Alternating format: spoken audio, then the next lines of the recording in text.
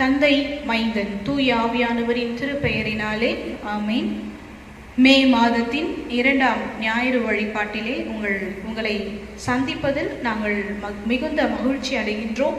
ஊத்துக்கோட்டை கூனிப்பாளையம் குருசேகரத்தின் வழியாக உங்கள் யாவருக்கும் எங்களுடைய மனமார்ந்த வாழ்த்துதல்களையும் ஸ்தோத்திரங்களையும் நாங்கள் தெரிவித்துக் கொள்கிறோம். துவக்கமாக நாம் யாவரும் தலைகளை தாழ்த்தி ஆண்டவரை நோக்கி வேண்டுதல் செய்வோம்.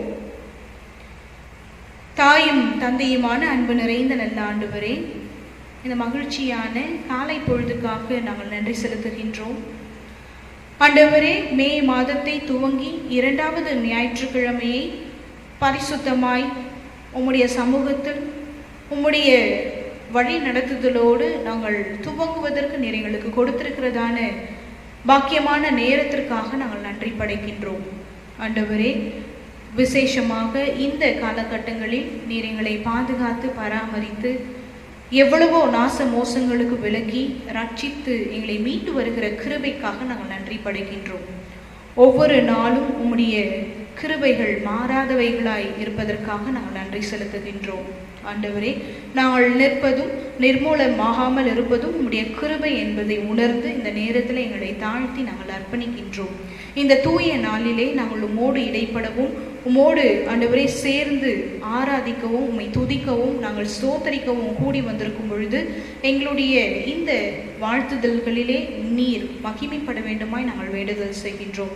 இந்த வழிபாட்டில் துவக்கம் முதல் இறுதி மட்டும் நீர் எங்களோடு கூட இருந்து உம்மை விசுவாசிப்பது, உம்மை ஏற்றுக்கொள்ளுவது, உம்மை நம்பி உம்மிலே நாங்கள் தஞ்சம் புகுவது மாத்திரமே எங்களுடைய மீட்புக்கான ஒரே வழி என்பதை நாங்கள் நிதானித்து ஆராய்ந்து உம்மோடு எல்லா காலத்திலும் ஒன்றிணைக்கக்கூடிய வல்லமையை ஆற்றலை பெற்று கடந்து செல்ல நிற்கிறவை பாராட்டுவீராக.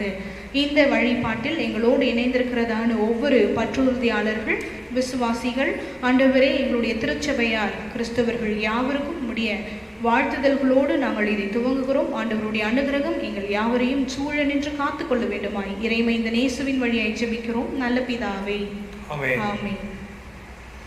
ஆராதனைக்கு துவக்கமாகவும் கடவுளை நாம் மகிமைப்படுத்தும் வண்ணமாகவும் நம்முடைய புத்தெழுச்சி பாடல் புத்தகத்திலே 280வது பாடல் கிறிஸ்தவ கீர்த்தனைகளில் 8வது கீர்த்தனை தெய்வன்பின் வெள்ளமே திருவருள் தோற்றமே என்கின்ற பாடலில் 3 சரணங்களை நாம் பாடி ஆண்டவருடைய நாமத்தை மகிமைப்படுத்துவோம். தெய்வன்பின் வெள்ளமே திருவருள் தோற்றமே மெய்மனதானந்தமே செய்யனின் செம்பாதம் சேவிக்க இவ்வேளை ஐயானின் அடிபணிந்தே செய்யனின் செம்பாதம் சேவிக்க இவ்வேளை ஐயானின் அடிபணிந்தே தெய்வன்பின் வெள்ளமே திருவருள் தோற்றமே மெய்மனதானந்தமே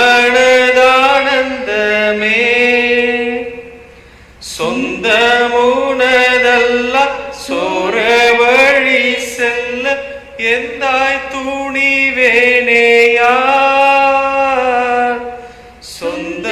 சொந்தமுனதல்ல சோர வழி செல்ல எந்தாய் துணிவேனேனா புந்தி கமலமா பூமாலை கோத்து நீ பொற்பாதம் பிடித்து கொள்வேன் புந்தி கமலமா பூமாலை கோத்து நீ பொற்பாதம் பிடித்து கொள்வேன் தெய்வன்பின் வெள்ளமே திருவருள் தோற்றமே மெய்மனதானந்தமே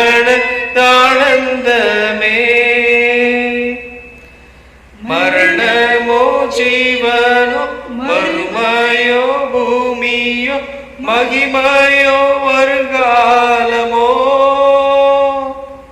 மரணமோ ஜீவனோ மறுமையோ பூமியோ மகிமையோ வருகாலமோ பிற சிருஷ்டியோ உயர்ந்ததோ தாழ்ந்ததோ பிரித்திடுமோ தெய்வன்மை தெய்வன்பின் வெள்ளமே திருவருள் தோற்றமே மெய்மனதானந்தமே செய்யனின் செம்பாதம் சேவிக்க இவ்வேளை ஐயானின் அடிபணிந்தே செய்யனின் செம்பாதம் சேவிக்க இவ்வேளை ஐயானின் அடிபணிந்தே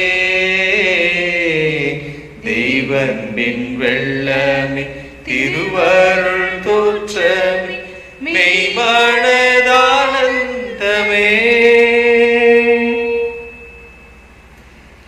இந்த நாளுக்குரிய இறை செய்திக்கு ஆதாரமாக நாம் திருமறை பகுதியை படிக்க கேட்போம். தெரிந்து கொள்ளப்பட்டதான திருமறை பகுதி தூய யோவான் எழுதின நற்செய்தி நூல் 14ஆம் பிரிவு திருமொழிகள் 1 துவங்கி 7 முடிய நாம் படிக்க கேட்போம். பரிசுத்த யோவான் 14ஆம் அதிகாரம் 1 முதல் 7 வசனங்கள் முடிய. மீண்டும் இயேசு, நீங்கள் உள்ளம் கலங்க வேண்டாம், கடவுளிடம் நம்பிக்கை கொள்ளுங்கள், என்னிடமும் நம்பிக்கை கொள்ளுங்கள். என் தந்தை வாழும் இடத்தில் உறைவிடங்கள் பல உள்ளன. அப்படி இல்லை எனில் உங்களுக்கு இடம் ஏற்பாடு செய்ய போகிறேன் என்று சொல்லியிருப்பேனோ? நான் போய் உங்களுக்கு இடம் ஏற்பாடு செய்த பின் திரும்பி வந்து உங்களை என்னிடம் அழைத்துக் கொள்வேன். அப்போது நான் இருக்கும் இடத்திலேயே நீங்களும் இருப்பீர்கள். நான் போகும் இடத்துக்கு வழி உங்களுக்கு தெரியும் என்றார். தோமா அவரிடம், ஆண்டவரே, நீர் எங்கே போகிறீர் என்றே எங்களுக்கு தெரியாது. அப்படி இருக்க நீர் போகும் இடத்துக்கான வழியை நாங்கள் எப்படி தெரிந்து கொள்ள இயலும் என்றார். இயேசு அவரிடம், வழியும் உண்மையும் வாழ்வும் நானே. என் வழியாய் அன்றி எவரும் தந்தையிடம் வருவதில்லை. நீங்கள் என்னை அறிந்திருந்தால் என் தந்தையையும் அறிந்திருப்பீர்கள். இது முதல் நீங்கள் தந்தையை அறிந்திருக்கிறீர்கள், அவரை கண்டும் இருக்கிறீர்கள் என்றார். பாட முடிந்தது. கடவுளுக்கே மாட்சிமை உண்டாவதாக. இப்பொழுது இந்த நாளுக்குரிய இறை செய்தியை நம் மத்தியில் இருக்கிறதான கோண்டிப்பாளைய குருசேகரத்தன் ஆயர் அருள் திரு யோனத்தான் லெக்லர் அவர்கள் நம்மோடு பகிர்ந்து கொள்ளுவார். அவரை அன்போடு வாழ்த்தி வரவேற்கின்றோம்.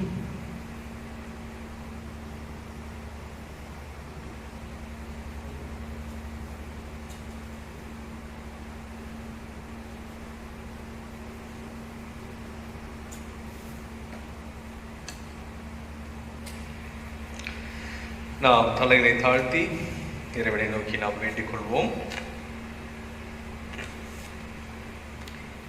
எங்களை அதிகமாக நேசித்து நடத்துகிற எங்கள் அன்பு நிறைந்த கடவுளே, இந்த மனமகிழ்ச்சியான காலை பொழுது காமுக்கொண்டு செலுத்துகின்றோம். காலைதோறும் உங்களுடைய கிருபைகள் வாழ்க்கையிலே புதிதாக இருப்பதற்கு காமுக்கொண்டு செலுத்துகின்றோம். எங்களை தாழ்த்தி உங்களுடைய கருத்திலே நாங்கள் அர்ப்பணித்து ஜெபிக்கின்றோம். நீரே எங்களை பொறுப்பேற்றுக் கொள்ளும், எங்களை வழிநடத்திக் கொள்ளும், எங்களை பாதுகாத்துக் கொள்ளும், எங்களை பராமரித்துக் கொள்ளும். உங்களுடைய திரு வார்த்தைகளை தியானிக்க இருக்கின்ற எங்களுக்கு நீர் எங்களுடைய மனக்கண்களை திறந்து எங்களுக்கு ஞானத்தை தந்து அதை புரிந்து கொள்ளக்கூடிய ஆற்றலை நீர் எங்களுக்கு தந்து வேண்டத்தை வேண்டுமான ஆட்சிப்பிக்கின்றோம். நீர் பேசும், நாங்கள் கேட்கின்றோம். இறைமைந்த இயேசு கிறிஸ்து மூலமாக விழுந்து செய்கின்றோம் எங்கள் அன்பு நிறைந்த கடவுளே, ஆமென். அன்புக்குரிய ஊத்துக்கோட்டை, கூனிப்பாளையம் திருச்சபை இறைமக்கள் அனைவருக்கும் என்னுடைய காலை வணக்கங்களை நான் தெரிவித்துக் கொள்கின்றேன். இன்றைக்கு நம்முடைய தென்னிந்திய திருச்சபையின் மூலமாக நமக்கு சிந்திக்கும்படியாக கொடுக்கப்பட்டிருக்கிற தலைப்பு Believing in Christ the way. Believing in Christ the way. கிறிஸ்துவை பற்றுவதே வழி. கிறிஸ்துவை பற்றுவதே வழி. இயேசு கிறிஸ்துவை நாம் ஏற்றுக்கொண்டால் அவருடைய வழியை நாம் ஏற்றுக்கொள்ள முடியும். என்றைக்கு நாம் இயேசு கிறிஸ்துவை ஏற்றுக்கொள்ள தவறுகின்றோமோ அன்றைக்கு அவருடைய வழியை நாம் ஏற்றுக்கொள்ள தவறிவிடுகின்றோம். கிறிஸ்துவை முழுமனதோடு ஏற்றுக்கொள்ளும் போது we accept Christ, we became the followers of his way. நாம் அவருடைய வழியை பின்பற்றுவதிலே ஆர்வம் காட்ட அழைக்கப்படுகின்றோம். இயேசுவே வாழ்வின் ஊற்றாக இருக்கின்றார். அவரே வாழ்விற்கு எல்லாவற்றுக்கும் அருளுபவராக, அருட்கொடையாளராக இருக்கின்றார் என்பதை நாம் உணர அழைக்கப்படுகின்றோம். இப்படி உணர்வதின் வாயிலாக அவருடைய வழியை பற்றுவதே நம்முடைய நோக்கமாக இருக்க வேண்டும். Our focus should be in believing that Jesus is source of life or Jesus is the way. இயேசுவே வழி என்கின்ற நோக்கத்தை நாம் சரியாக புரிந்து கொள்ள அழைக்கப்படுகின்றோம். அப்படி அவரை அந்த நோக்கத்தை நாம் புரிந்து கொண்டு விட்டால் நம்முடைய ஃபோக்கஸ் சரியாக இருக்கும், நம்முடைய எதிர்நோக்கு சரியாக இருக்கும். எப்பொழுது இயேசுவை வழியாக ஏற்றுக்கொள்ளாத பட்சத்திலே நாம் இருக்கின்றோமோ அன்றைக்குதான் நமக்கு பிரச்சனைகள் இருக்கின்றது. When we deviate from our focus, the problem arises. இப்போ இயேசு கிறிஸ்துவினுடைய அந்த நோக்கம், இயேசுவாகிய அந்த நோக்கத்தை நாம் அறிந்து கொள்ளும் பொழுது நம்முடைய பிரச்சனைகள் தீர்ந்துவிடும். ஒருவேளை நாம் இதை அநேக நேரங்களிலே கிறிஸ்துவை ஏற்றுக்கொள்ளாத சூழ்நிலையிலே நம்முடைய நோக்கம் மாறுபாடான வழியிலே சென்றடையும் போது மறுபடியுமாக நாம் கிறிஸ்துவினுடைய வழிக்கு நாம் வருகின்றோம். We deviate from the way of God and we come back again to his ways. நாம் சில நேரங்களிலே நம்முடைய பாதையிலே தவறி சென்று மறுபடியுமாக நாம் கடவுளோடு சேர்ந்து, நாம் கிறிஸ்துவோடு சேர்ந்து மறுபடியுமான சரியான பாதையிலே நாம் பயணிக்கின்றோம். ஒருவேளை இந்த அனுபவம் நம்முடைய எல்லாருடைய வாழ்க்கையிலும் இருந்து வருகிறது.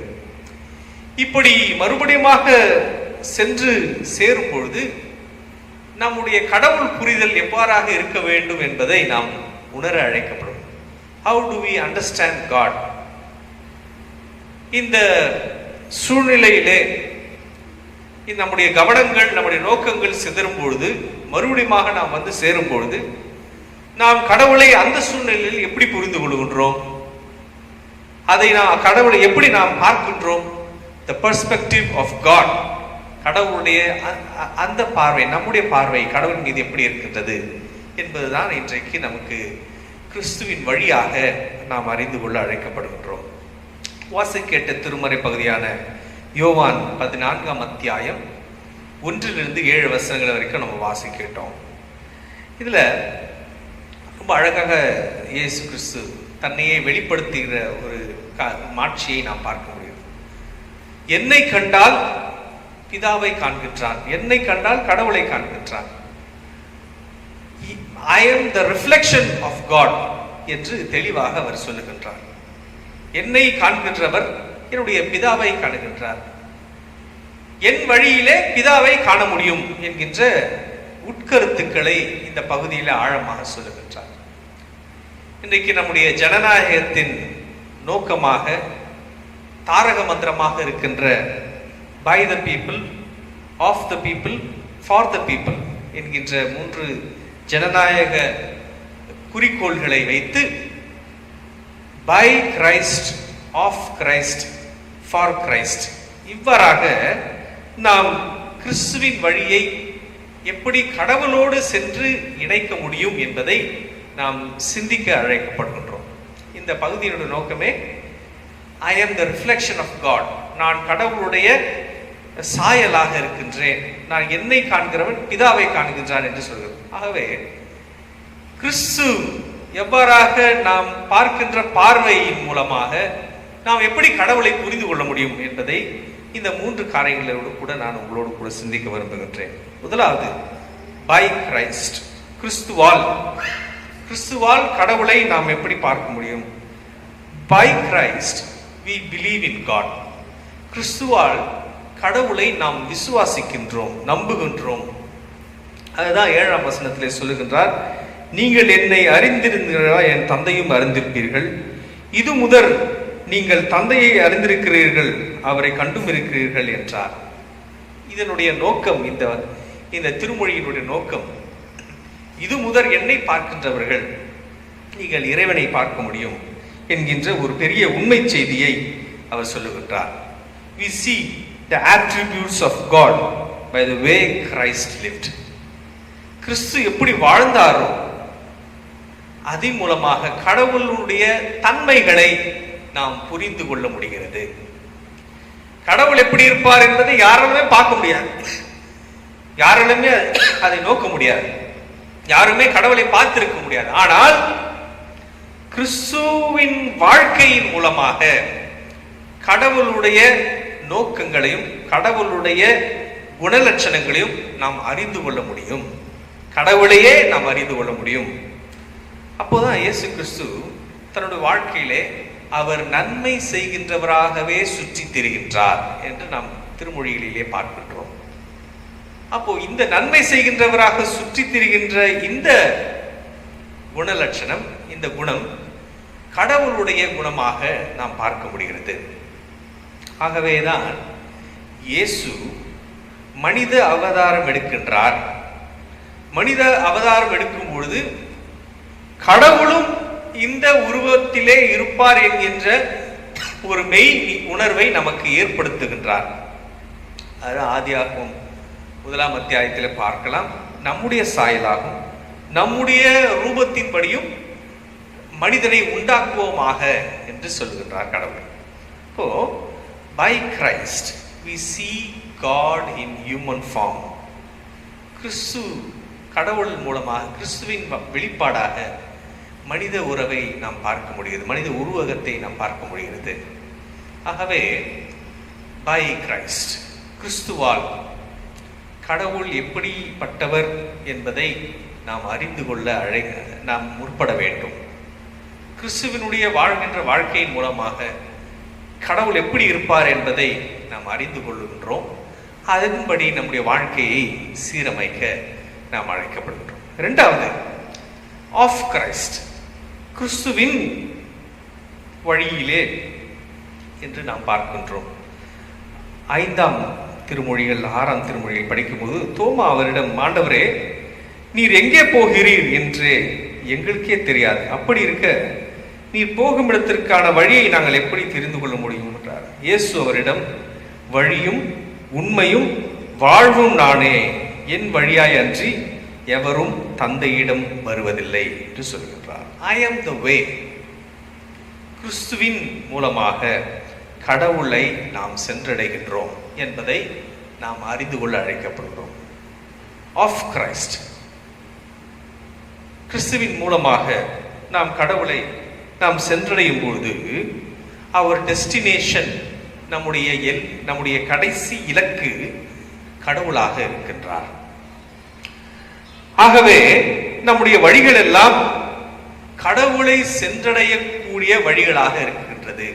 அது கிறிஸ்துவின் மூலமாக இருக்கின்றது.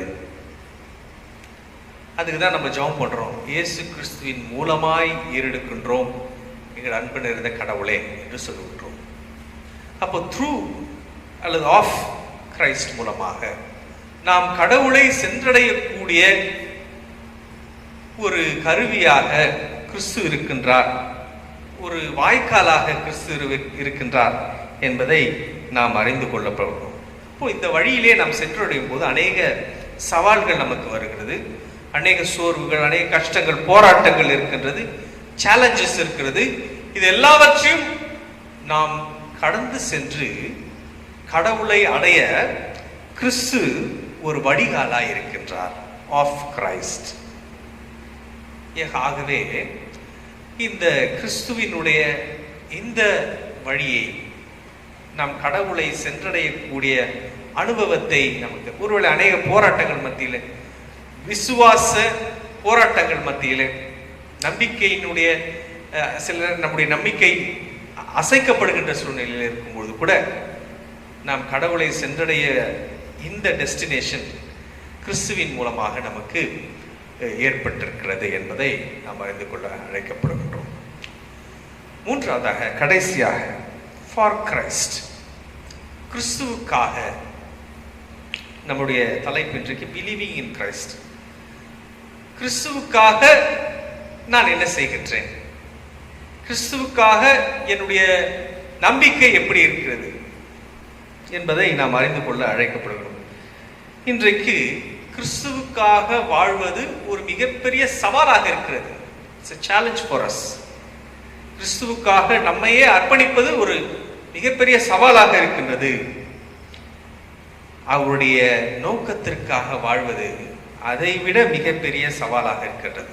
Believing in Christ is living for his purpose. அவருடைய நோக்கத்தை சரி செய்வதற்காக கடவுள் இயேசு கிறிஸ்து இந்த உலகத்திலே வருகின்றார்.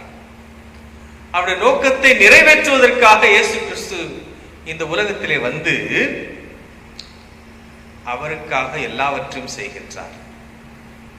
இன்றைக்கு கிறிஸ்துவை பின்பற்றுகின்ற கிறிஸ்தவர்களாக நாம் கிறிஸ்துவுக்காக என்ன செய்ய நாம் முற்படுகின்றோம்? கடவுளே கிறிஸ்துவனுடைய நோக்கம் நம்முடைய வாழ்க்கையிலே நிறைவேறப்பட வேண்டும் என்று விரும்புகின்றார். God expects us to live for Christ purpose. கிறிஸ்துவனுடைய நோக்கம், கிறிஸ்துவனுடைய அந்த என்ன காரியம் செய்ய வந்தாரோ அந்த நோக்கத்தை நாம் செய்ய கடவுள் விரும்புகின்றார். அப்போதான் கிறிஸ்துவனுடைய நோக்கம் என்ன என்பதை பார்க்கும்பொழுது லூக்கா 4ஆம் அத்தியாயம் 18ஆம் திருமொழிகள் 19ஆம் திருமொழியிலே நாம் பார்க்கின்றோம். நாசரேத்தினுடைய திருப்பணி அறிக்கையை நாம் இங்கே பார்க்க முடியும். நாசரேத்தினுடைய திருப்பணி அறிக்கையை நாம் வாசித்தோம் என்றால், ஆண்டவருடைய ஆவி என் மேல் உள்ளது, அவர் எனக்கு அருட்பொழிவு செய்துள்ளார், ஏழைகளுக்கு நற்செய்தி அறிவிக்கவும், விடுதலை அடையவும், பார்வையற்றவர்கள் பார்வை பெறவும், ஒடுக்கப்பட்டோர் விடுதலை அனுப்பப்படவும், ஆண்டவருடைய அருள் தரும் ஆண்டினை முழக்கமிட்டு அறிவிக்கவும் என்று சொல்லப்பட்டிருக்கிறது. ஆகவே the purpose of Christ, இந்த purpose, இந்த நாசரேத்தினுடைய இயேசுனுடைய அறிக்கையை நிறைவேற்றுவதற்காக இன்றைக்கு நம்மை அழைத்திருக்கின்றார். ஆகவேதான் கிறிஸ்துவுக்காக நம்முடைய வாழ்க்கையை வாழ நாம் அழைக்கப்படுகின்றோம். தமிழ்ல ஆங்கிலத்தில் ஒரு பழமொழி சொல்வாங்க, லைக் ஃபாதர் லைக் சன். மகன் எவ்வழியோ அவ்வழி தந்தை. ஆகவே மகனை அறிந்து கொள்ளுகிறவர்கள் தந்தை அறிந்து கொண்டார்கள். மகன் எவ்வாறு தந்தையை பார்க்கின்ற அந்த ரிஃப்ளெக்ஷன் மகனிடம் இருக்கின்றது. இப்போ நாம் என்றைக்கு கிறிஸ்துவை நம்பி அவரை பின்பற்றுகின்றோமோ அன்றைக்கு ஆட்டோமேட்டிக்கலா நம்ம கடவுளை பின்பற்றுகின்றோம் என்கின்ற ஒரு நோக்கத்தை நாம் அறிந்து கொள்கின்றோம். ஆகவே கடவுள் என்கின்ற இந்த நோக்கத்தை சென்றடைய கிறிஸ்து என்கின்ற வழியை நாம் விசுவாசிக்க அழைக்கப்படுகின்றோம். To reach God, choose Jesus as the way. அப்போ இன்றைக்கு நமக்கு ஒரு மிகப்பெரிய சவால். இயேசு கிறிஸ்துவை நாம் தெரிந்து கொண்டு அவருடைய வழியில் நடக்கும்பொழுது கடவுளை சென்றடையக்கூடிய ஒரு மிகப்பெரிய அனுபவத்தை, அதான் அந்த பகுதியில் இயேசு கிறிஸ்து, என்னை பார்க்கிறவர்கள் என் தந்தையை பார்க்கின்றார்கள். என்னை பார்க்கின்றவர்கள் என்னுடைய தந்தையை, அவருடைய எல்லா குணலட்சங்களையும் பார்க்கின்றார்கள். Same as copied. ஆகவே இந்த நிலையை உணர்ந்து கொண்டு கிறிஸ்துவை ஆழமாக பின்பற்ற, அவருடைய வழியை ஆழமாக நாம் நடந்து வர, அந்த விசுவாசத்திலே ஊன்ற கட்டப்பட கடவுள் இன்றைக்கு காலவெளியே நம்மை ஒரு சவாலுக்கு அழைக்கின்றார். அநேக நேரங்களில் நம்ம கிறிஸ்துவனுடைய வழியிலிருந்து பிரிந்து காணப்பட்டார். இன்றைக்கு இந்த புரிதலோடு மறுபடியும் கிறிஸ்துவனுடைய வழிக்கு நாம் வர அவர் நமக்கு உதவி செய்வாராக. கடவுள் தாமே இந்த திருமொழிகளை நமக்கு ஆசீர்வதித்து எடுத்து காப்பார்.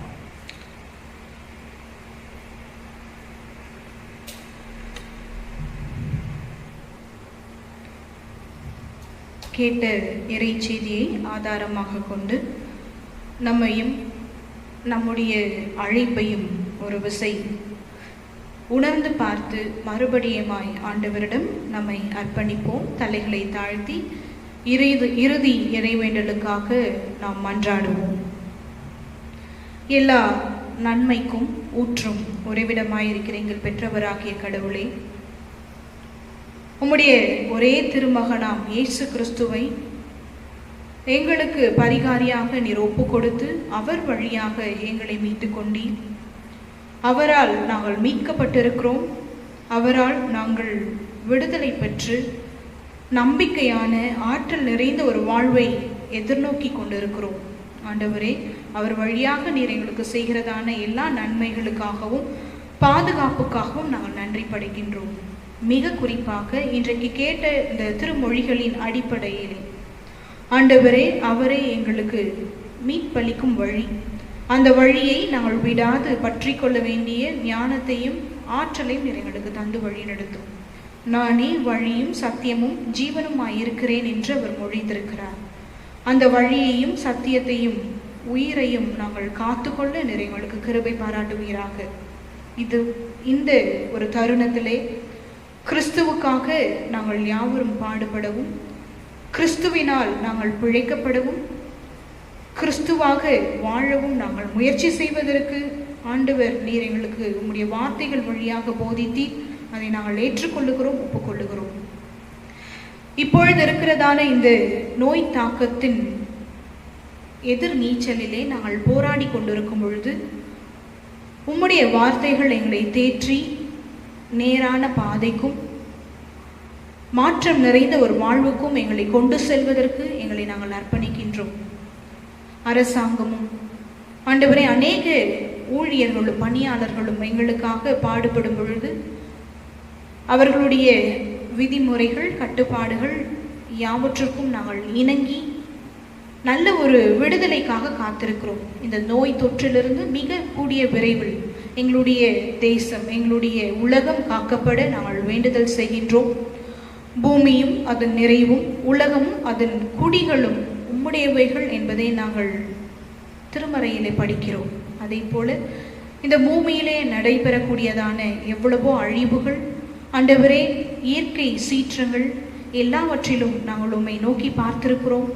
அதிலிருந்து விடுபடக்கூடிய ஞானத்தை எங்களுக்கு நீர் தந்திருக்கிறீர். அப்படியாக இந்த காலத்தையும் நாங்கள் கடந்து ஒரு நிறைவான அமைதியான ஒரு சூழலுக்கு நாங்கள் திரும்பக்கூடிய அந்த காலத்தை நாங்கள் கிட்டி சேருவதற்கு நீர் எங்களுக்கு கிருபை பாராட்டுவீராக. இந்த நோய் பிடியிலே சிக்கி தவிக்கிறதான நோயாளிகள் யாவருக்காக நாங்கள் ஜெபிக்கிறோம். அவர்களை பாதுகாக்கக்கூடிய பராமரிக்கக்கூடிய மருத்துவ பணியாளர்கள், அந்த ஊழியர்கள் யாவருக்காகவும் நாங்கள் வேண்டுதல் செய்கின்றோம். நல்ல ஆற்றலையும் நோய் எதிர்ப்பு சக்தியையும் தந்து மிக விரைவாக அவர்கள் யாவரும் முழு சுகத்தோடு அவர்களுடைய இல்லங்களுக்கு திரும்பி சென்று கிருபை பாராட்டும். ஆண்டவரே, இந்த சமூக தொற்றாக மாறாமல் ஆண்டவரே இதிலிருந்து எங்களை நாங்கள் காத்துக்கொண்டு எங்களுடைய சுகத்தை, எங்களுடைய நலனை, எங்களை சார்ந்த ஒவ்வொருவருடைய உடல் ஆரோக்கியத்தை நாங்கள் பேணி பாதுகாக்க நீர் எங்களுக்கு கிருபை பாராட்டுவீராக. ஆண்டவரே, 3வது ஊரடங்கு கட்டத்திற்குள்ளாக நாங்கள் நிற்கும் பொழுது இதிலே நோய் தொற்றிலிருந்து எங்களை எந்த அளவுக்கு காத்துக்கொள்ள வேண்டும் என்ற ஒரு எண்ணம் எங்களுக்கு இருக்கிறதோ அதே அளவுக்கு இந்த ஊரடங்கு நிமித்தமாய் தங்களுடைய வாழ்வாதாரங்களை இழந்திருக்கிற ஒவ்வொரு மக்களுக்காக நாங்கள் வேண்டுதல் செய்கின்றோம். ஒருவேளை உணவும் இல்லாமல் தினக்கூலிகளாக வாழ்ந்து ஒவ்வொருவருக்காக நாங்கள் ஜெபிக்கின்றோம். எங்களால் இயன்ற உதவிகளை நாங்கள் அவர்களுக்கு செய்யும் பொழுது கிறிஸ்துவாக நாங்கள் மாறவும், கிறிஸ்துவை நாங்கள் அவர்களுக்கு வெளிப்படுத்தவும் நீர் வழிவகை செய்ய வேண்டுமாய் இறைமை இந்த நேசுவின் வழியாக வேண்டுதல் செய்கின்றோம். அன்பு நிறைந்த நல்ல ஆண்டவரே, ஆமென். யாவரும் சேர்ந்து சொல்லுவோம். என் ஆத்மாவே கர்த்தரை ஸ்தோத்திரி, என் முழு உள்ளமே பரிசுத்த நாமத்தை ஸ்தோத்திரி. என் ஆத்மாவே கர்த்தரை ஸ்தோத்திரி, கர்த்தர் செய்த சகல நன்மைகளையும் மறவாதே. ஆமென். தாயும் தந்தையும் ஆகிய கடவுளுடைய அன்பும் மைந்தராகிய இயேசு கிறிஸ்துவின் அருள், தூய ஆவியானவர் தருகிற ஆற்றல், வழிநடத்துதல், பாதுகாப்பு நம் யாவரோடும், நம்மை சார்ந்த ஒவ்வொருவரோடும், இந்த வார்த்தையிலே வழிபாட்டில் இணைந்திருக்கிற ஒவ்வொரு பற்றுறுதியாளர்களோடும், இந்த கொரோனா தாக்கத்தின் பாதிக்கப்பட்டிருக்கிற ஒவ்வொருவரோடும், அதிலிருந்து விடுபடக்கூடிய முயற்சிகளை மேற்கொள்ளுகிற ஒவ்வொரு அரசு ஊழியர்களோடும், உலகத்தாரோடும் இன்றும் என்றும் சதா காலம் தங்கியிருந்து வழி நடத்தி காப்பாராக. ஆமென்.